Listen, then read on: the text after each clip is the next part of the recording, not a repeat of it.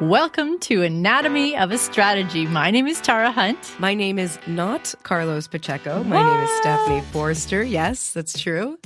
Welcome very much to the Anatomy of a Strategy podcast, Steph. Thank you. Slightly different change of voice here, but...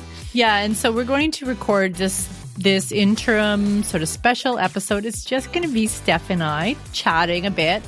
We thought it would be really good to have everybody get to know Stefani a little bit about her background, who she is, why she's here, why Carlos isn't here, how ominous. Yeah, a little switcheroo. Exactly. So I think probably the best way to start is just for me to tell a little bit of the background with anatomy and Carlos's, why he isn't here. So first of all, like I've been saying to everybody who's a guest, don't worry, Carlos and I are great. We're fine. He's okay. He's alive. He's alive. We're still married and happy. He's still here at the office with us. But what happened was about, 6 months ago or so, I think. Yeah, that sounds about right. Yeah, it was sort of apparent to me that Carlos was not exactly loving his COO role, which include a lot of accounting and HR and stuff like that. And his passion really lies and has always lied with YouTube and YouTube channel optimization. And so him and I sat down and I said, listen, I love you, but it doesn't seem like you're very happy in your current role. And he tried, oh, no, I'm fine. And I said, no, it's, you can sort of tell. You can tell that the stuff that you're still paying a lot of attention to and loving is the YouTube stuff. And I keep saying, put that down and do this other work. And I realized it's not good for any of us, whether it's Truly or our marriage or you. So I said, listen, here's, what I'm thinking. You spin off back into your own company. He had a company before called Patchwork. Mm-hmm. It still exists. It still has money and it still is making money because he manages YouTube channel still through it. You go back to doing that, I'll be fine. But then, a part of me was also like, oh my God. I'm all alone. But you're not alone, Tara. No. We have an upcoming guest, Mitch Joel, who I will credit with this sort of aha moment that I had. And we were going through, even a few years back, some bumps in the road. And Mitch was really generous, reached out and said, hey, do you want to sit down and talk? And then he just, I had a million questions for him. Like, am I alone in this? And he said, no. All agencies go through similar things. He said, but, what I really loved about Twist Image, which was his previous agency, which became Merrim, which I think was acquired. He said, like, I had 3 partners. I had somebody internally to do like quality. So that was the creative director. I had somebody that was like more of the operations person. I think he had one more, which was like kind of like on the client services side. And then he was more of the, I'm going to go out and I'm going to present. With business development. Yeah. And I was like, oh my God. I'm doing all those things. I am totally doing all those things. And even with Carlos, there, he stepped a little bit more into the COO role, but he wasn't loving it. So I took a look around. So Christine, who's not on the podcast with us, but maybe not yet. Maybe we'll get her on here someday soon. She was like right away. It made perfect sense for me to promote her into an executive role so she could take on that operational side of things. Mm-hmm. And Christine was already the boss of all of us. So. Oh, yeah. She's more organized than anyone. She's like, she loves operations, spreadsheets, like planning, keeping things in order, looking at budgets, looking at timelines, that sort of thing. So it was just perfect that she was stepped into that role. And then, the part that I didn't think I wanted to give up at first, because I'm very, I wouldn't call myself like a micromanager or anything, but I am very fussy when it comes to quality. Mm-hmm. And there's, even though Truly isn't my name put on everything, I think we live and die by our reputation in this business. And for me, I want to build something really special here. And I had thought, oh no, well, I need to have my eye on quality. But more and more, I think over there was a few months, and I just kept looking over. Stefani sits right across from me. Very convenient. And so we're building Flywheel, and we've talked about it on the podcast before. Mm-hmm. And I would be like, yeah, that looks fine. That sounds fine. And Stefani would be like, nope, it needs to have this, this, and this. And I really realized, I think, that even she had even a stronger eye for picking up mistakes and coming up with ideas to make things better than I did. And so one day it just like dawned on me, like, she needs to be on the executive team. Well, that's good for me. Yeah. Well, the funny story, the funniest part of this. Gosh. Do you want to tell that part of the story? Yes, the worst part. So I'd gone on vacation, and when I got back, I didn't decide. This is just a horrible accident. I spilled coffee all over my laptop, and then I was called into a tense meeting with Tara and Christine to have a chat, and I thought like I was for sure in trouble.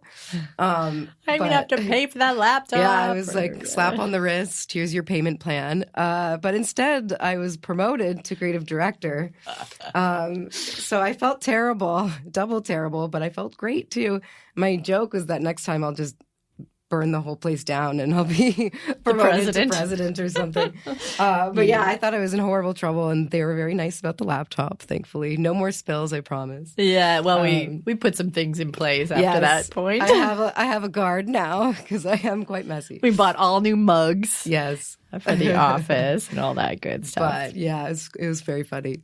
Yeah, I mean, we'd already, I think when you were on vacation, Christine and I had sort of been like plotting, okay, so how do we introduce this to you? Because I think a lot of people, even this is something that a lot of people don't think about too much. Like everybody's, I want to be promoted because they think of the money and the prestige, but they don't necessarily think about the responsibility and the change in your role. Yeah. Like a lot of people love doing. And this is one of, I think, the classic conundrums is how do you move up in an organization if you love to make stuff, right? So engineers often find this, like, they don't want to manage people. They want to build stuff. Yeah. Right? Promotion isn't just like a higher level of what you're currently doing. It's a totally different role often. So yeah, I agree. A lot of people with great power comes great responsibility.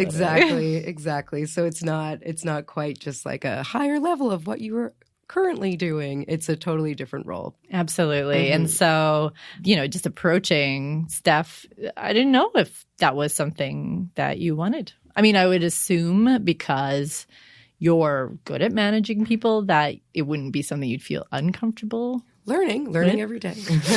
Yeah, some things are less comfortable, as both you and Christine have. And I have to say, like, it feels so great to have you guys like on my team as right there by my side, because that being an entrepreneur you feel alone a lot.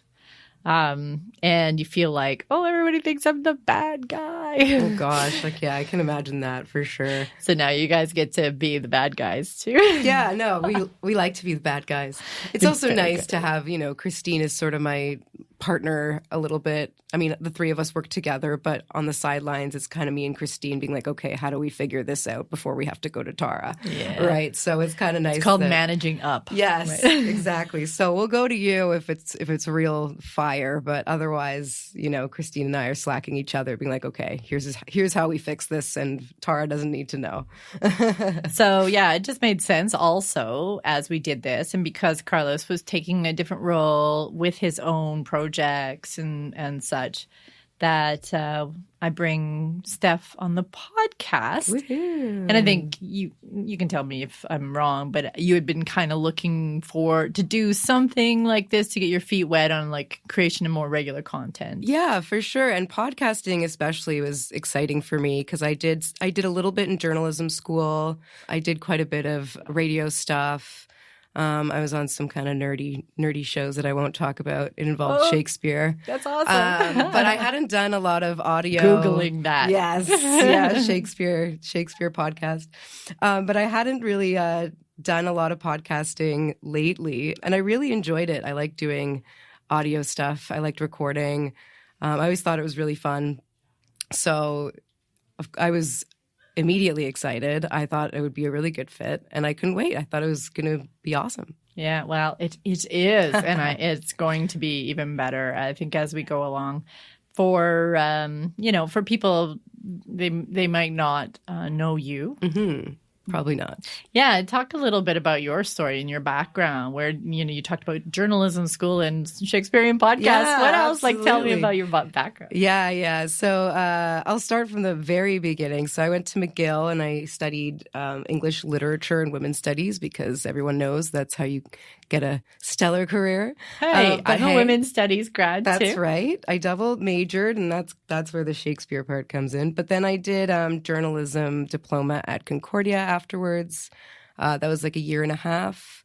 And so that's where I got my journalism chops. And then in the meantime, I'd worked at some ad agencies. So I worked at PhD Canada. I worked at Touché, which is the French branch of that in Montreal. But advertising was never really my calling. Maybe it was because I was doing a lot of spreadsheets at the time and a lot of like boring grunt work and not a lot of creative stuff. But I was in ad planning and ad buying and not ad creative. So that's quite different. So I thought I'd try my hand at journalism. And you worked with Carlos. I did work with Carlos. We worked at Touché together. It's so funny. Yeah. And that was, how you sort of came around to That's to right. us. Yeah, he recommended me to you. Yeah. So small world, networks matter. Yeah. And yeah, I worked at Huffington Post and Canadian Press, and I worked at Hello Magazine doing celebrity stuff for a bit. Then I worked at Corus on the W Network and the women's channels like Slice and all that, doing content. And then I've had a few jobs since then. But yeah, I kind of just sort of worked at Flow Water. I worked at Flow. The boxed water place. Yeah, so I kind of veered from doing straight journalism to more content. It started veering that way. And then I think a lot of journalists will agree that it sort of is a natural progression sometimes. If you're not like a hardcore political writer or news writer, you'll kind of get into more of the content stuff and you'll get interested about writing for brands. So that's sort of where I headed. And it was kind of a nice marriage between advertising and between straight content. And that's where kind of marketing sits a little bit. So it was nice. It's been a nice journey so far. Yeah. And so you've been at Truly for 2 years? Oh, in June almost? It'll be 2 years. Yeah. Which is crazy. Yeah, it's totally crazy. And, what was you love being the creative director now? You're getting your feet wet on that side. It's been a wild ride. So Truly has been a very, very interesting ride. I didn't know, aside from what happened last year, Tara, with the business and stuff, but even just personally, I didn't realize how little I knew about marketing and about social. I could always write content for publications and write their social posts to promote that content.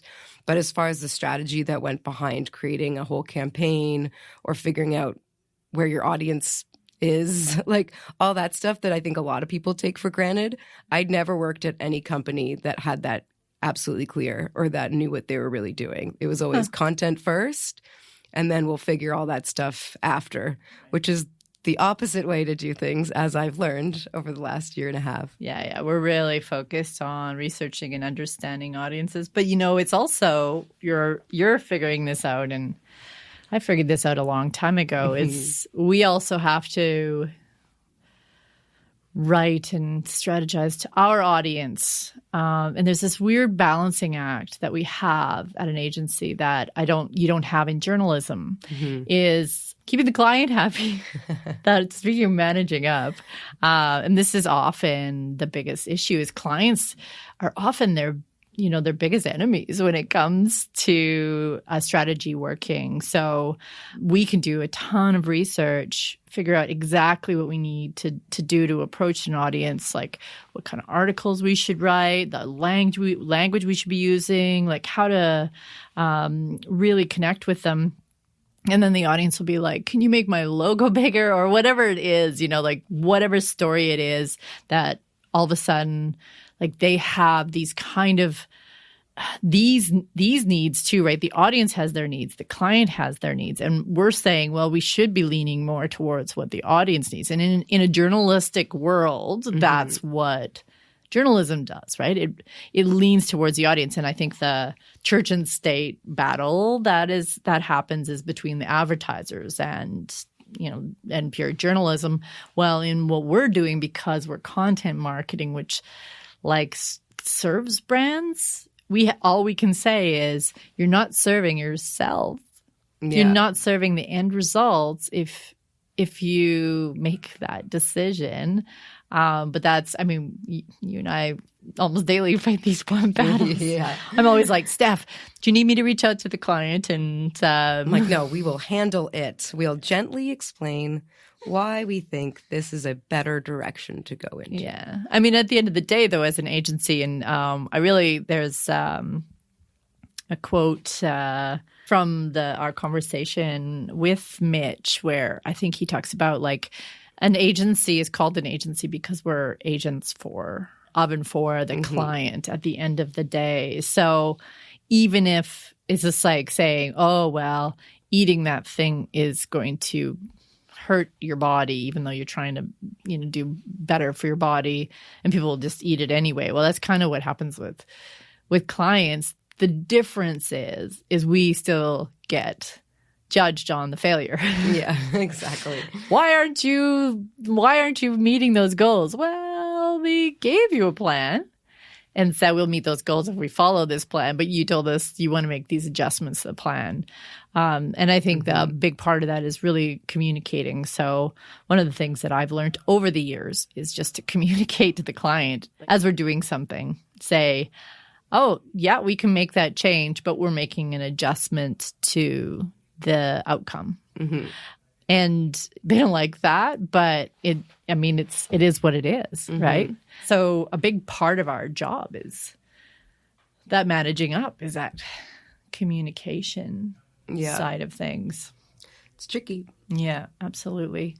I would add as well that this happens even in, I would say, like journalism, for example, like Huffington Post. It was between the writers who wanted to do really important think pieces about topics that they thought that were important to people versus us needing to reach certain targets every month of clicks and impressions.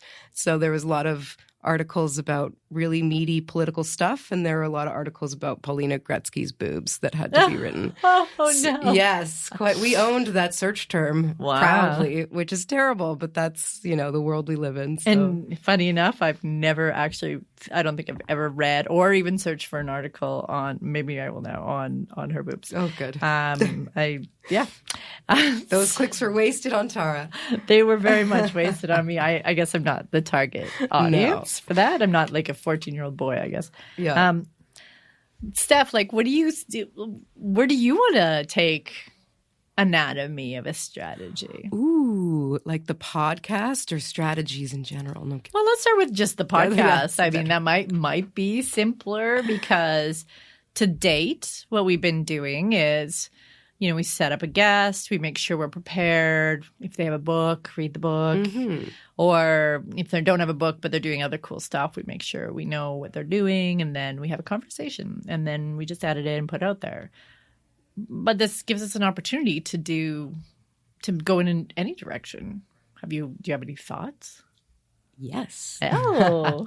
It's so fun. There's so much we could do. I love having guests on. I think we should still do that, of course. But even just this conversation we're having now is kind of fun. And I think it'd be great to get Christine in here in her slow, chill, calm way of talking to explain how she does process. And you'll be able to hear the side eye in her voice. Yes. the unexplained calm when things are going awry. That's Christine's voice. And yeah, I feel like there's some episodes we could do just based on more topics or themes. If something interesting is happening and like a huge scandal happens or a weird trend we're seeing, we could maybe do like a special episode on that and bring in people for that instead of about the guest per se. Although we do like to highlight our guests, not that we don't. But yeah. I like that idea because there's so much happening, always changing in our industry, right? I mean, and that's what makes strategy itself challenging because a lot of people think of it as like, okay, the strategy on a page or like this big, heavy document. We do actually do like crazy 200-page strategies, but we think of them as living, breathing documents as well. They're more like guidelines, guide rails, I guess, even because things just change. Like in the moment, a platform could introduce a new feature that could be really interesting, or a trend could arise that changes everything for the better or for the worse. Yeah, exactly. Facebook strategies 5 years ago are very different than what they are today. Oh, for sure. Oh, yeah. There was I remember the brands were putting so much energy into their pages and growing their followers or likes or whatever on their pages. And then all of a sudden Facebook was like, kidding. Yeah. We're going to cut you off from all of your followers. Like we used to be able to get in, on the news feeds if we had great content for like 30, 40, even more, 50, 60% of our followers. And then all of a sudden Facebook's like, nope, we're cutting that off. And the only time you will show up is when you pay for it. Yeah. Like what a complete change. And so everything had to be rethought overnight. In actuality, that was a bit of this weird content wasteland, because we had at that point – and I was so happy because we had convinced brands the value of being engaging and not selling to your audience. And then Facebook came along and was like, no, you should sell and pay for it. Promos only, advertisements only. Oh, I just sat there and was like, you mother. Anyways. Yeah. I mean, they got rid of the news, the trending stuff on Facebook too, which actually ended up being kind of a good thing, I think, for society, but for all the publications that were writing towards those trends, trying to get seen. Yeah. Well, it hurt a lot of publications too, because they went from, oh, great, now we have a new way to reach our audience, to, oh no, we've put all of our eggs in this basket and we're fucked. Yeah, pretty much. Yeah, so lessons learned. The strategy isn't a single platform anyway. No. It never is. I mean, from day one, even through the Facebook page heyday, it should always be about how you connect with your audience and get them to keep coming back to you and have that direct relationship with them too. And by direct relationship, it's like you have their email address or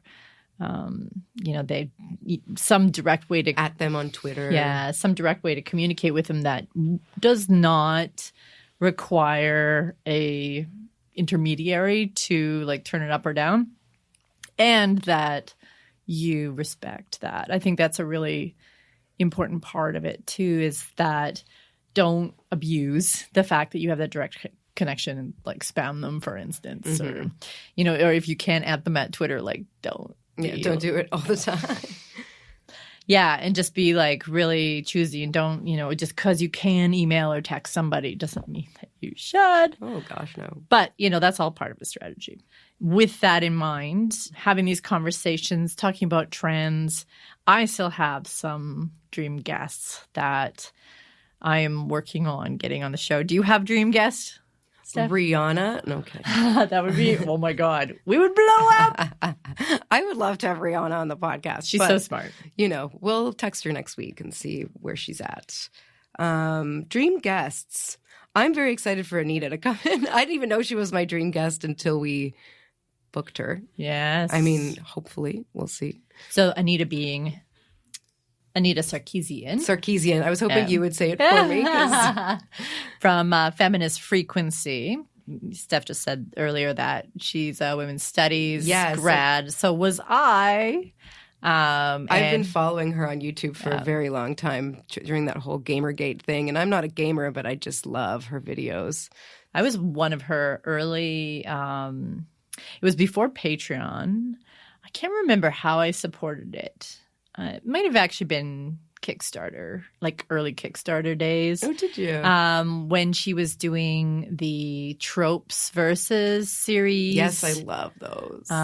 So good. Because I came across like her movie Tropes series. That's how I think how I was first introduced to her. It was like it's where I learned the term manic pixie dream girl. Which, this like changed my life, just knowing that term. And like the whole media studies, the media theory side, people, speaking of, you made the joke earlier, I'm going to get a women's studies degree and, have a great career. But I credit my women's studies degree to pretty much every way that I look at the world. And I think a lot of people don't understand how what you study in women's studies. You're not like sitting there and be like, okay, let's talk about women in history. There's a little bit of that, There's certainly I wouldn't have known who Bell Hooks or Sojourner Truth or any of those amazing women in history were without women's studies, or I might have come across them, but much later and less in depth. But really, I found women's studies was really about examining identity in general and unpacking it. And by doing that, you learn a lot of you start thinking critically about the world in general. I agree. So you look at movies and you say, that's so funny that like that's where the tropes come in to play that Anita talks about and unpacks, is that we have these movies that reflect back biases to us, and this creates this perpetual cycle of women are supposed to act this way, men are supposed to act this way, this sort of dichotomy world that we live in. And I think women's studies, I don't know about you, we've never really actually had an in-depth conversation about our women's studies. That'll be our next topic. Yeah. But I found that just having those conversations had me start to think, and it's not about, men are bad, women are good, or none of that. It's like, it's not a anti-male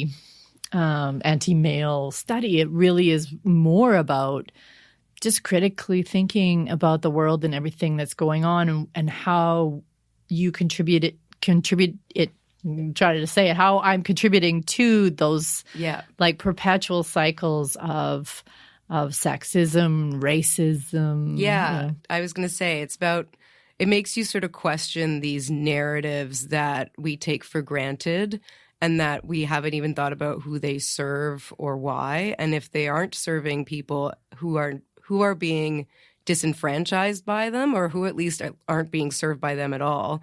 And then you start to look at other narratives as well, where it's not necessarily women, but anyone who's kind of being underserved by this story that we're telling ourselves. And so now you kind of look at anything that happens and you go, okay, is that actually what it is? Or is that just a story that we've told ourselves so many times that we've decided that that is the absolute truth of things, when really there are people who are benefiting from that story and people who are not benefiting from that story.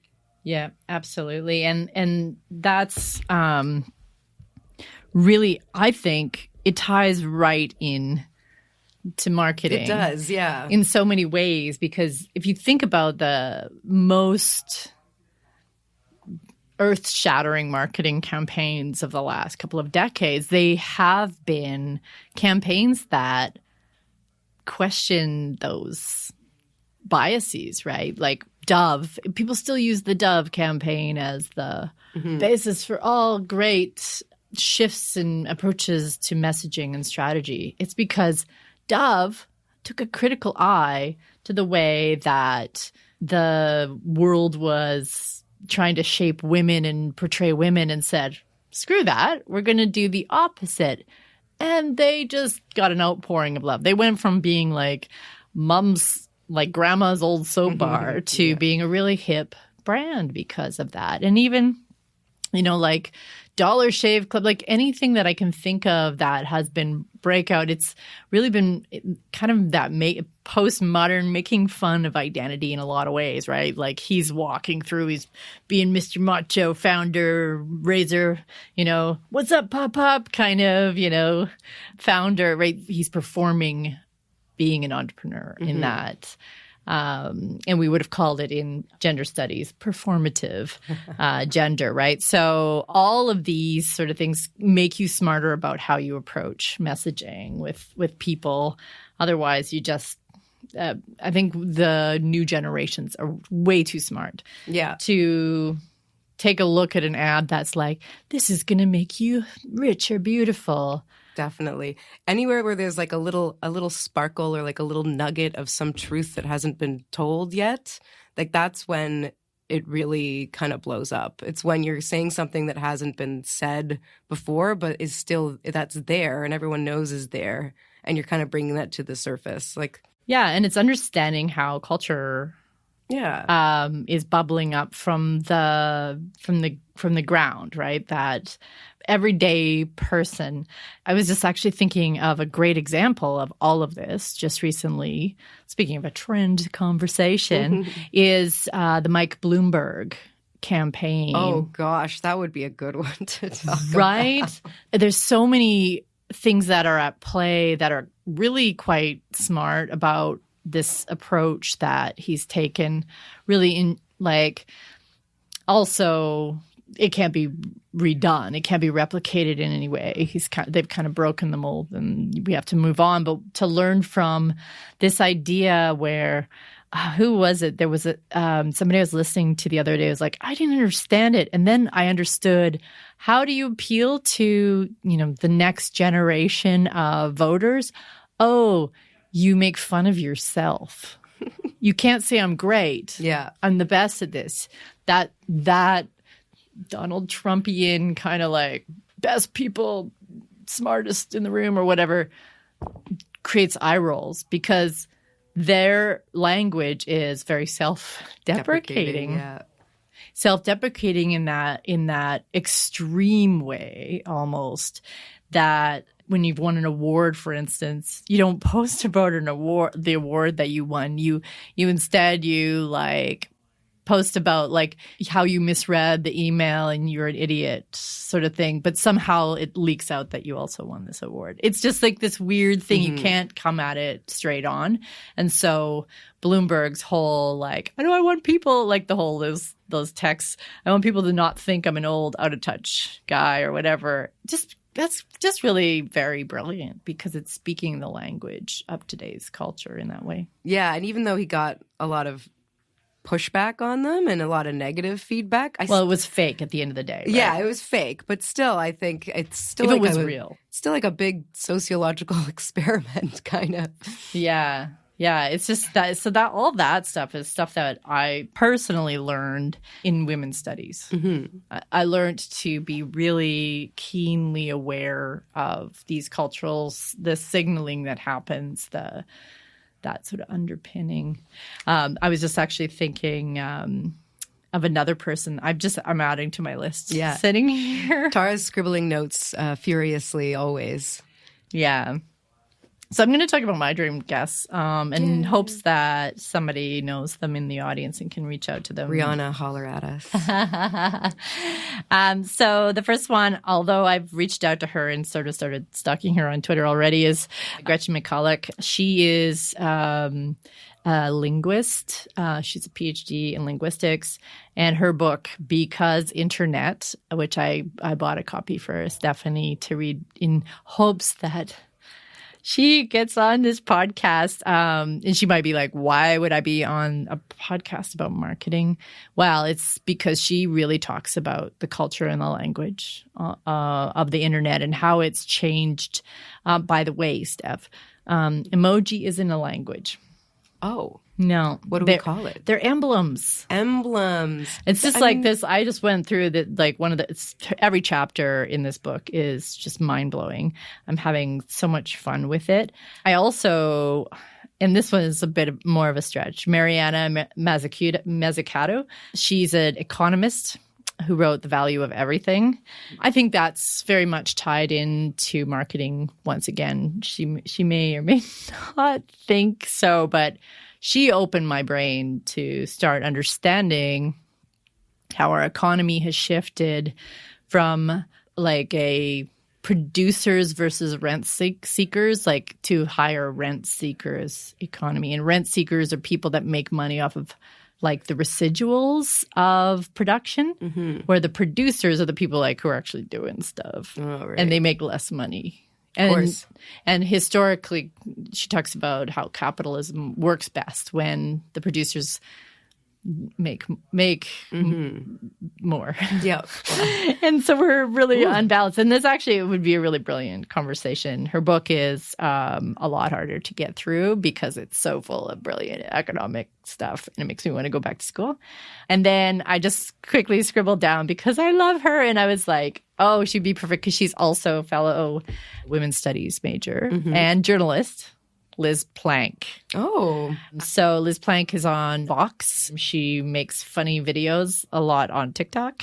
But she also wrote a book called For the Love of Man. And I think this is a really great angle where she ended up writing a book where she talks about how perpetual sexism actually hurts men from growth and being able to achieve their potential. Absolutely.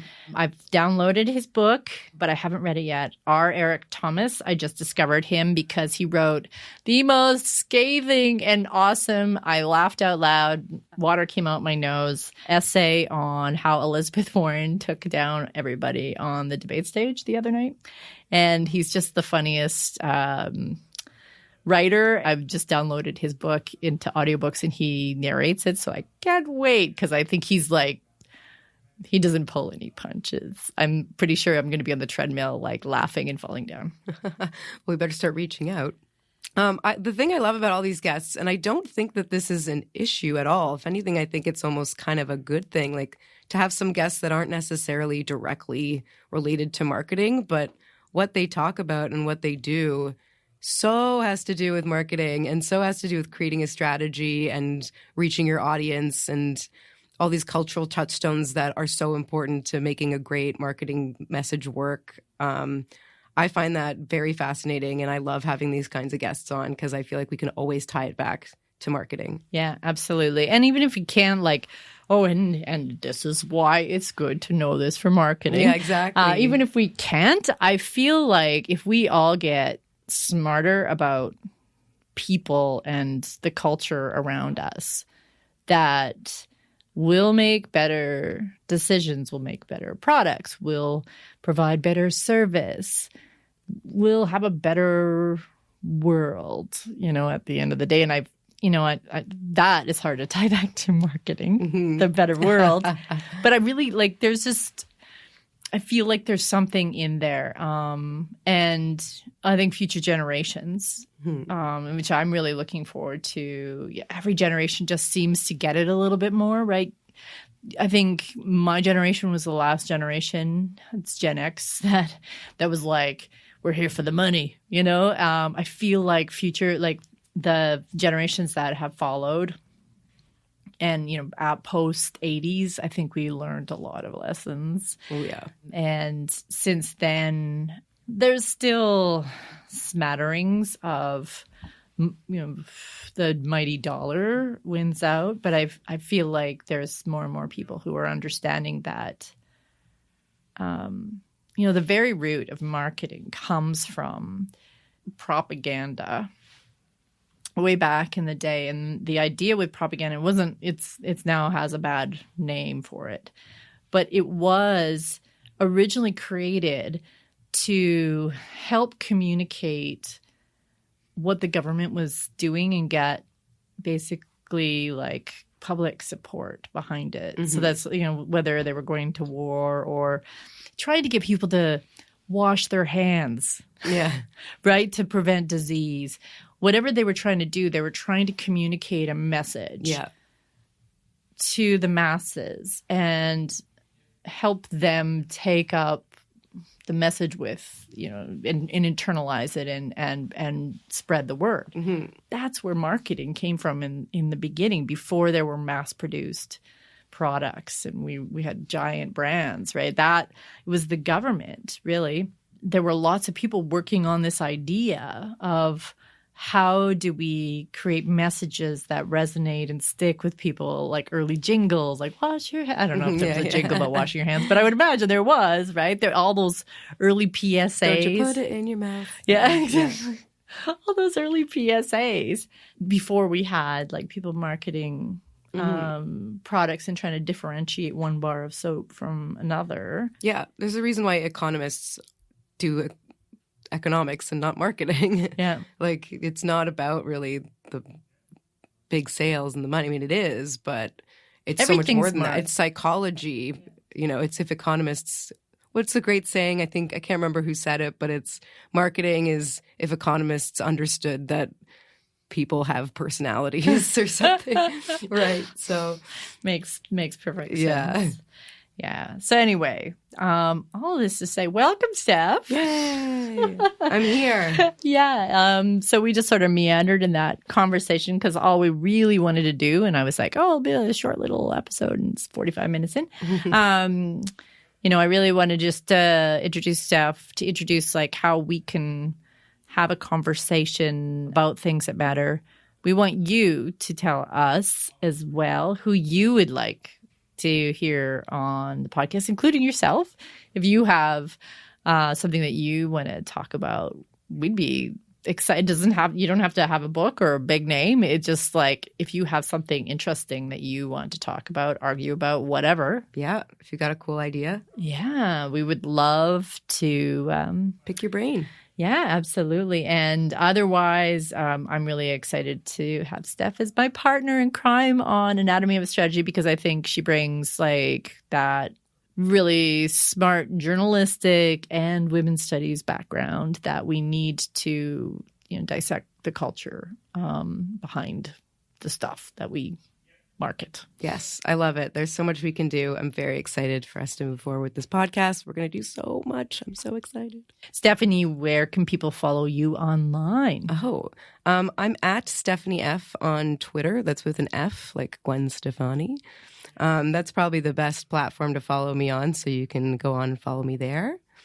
And yeah.